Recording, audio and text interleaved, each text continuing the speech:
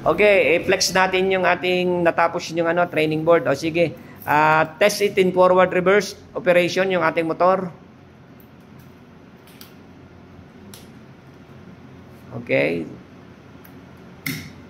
Okay, so naka-delta connection na yung motor. Okay, forward.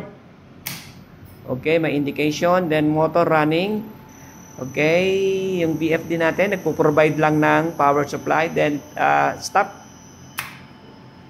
Okay, so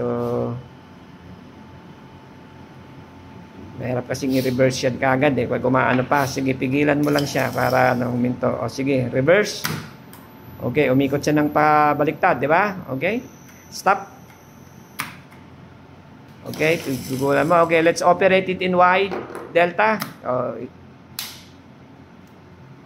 Okay, start. Okay, umiikot ng mahina. Then Y, 5 seconds delta. Okay, good.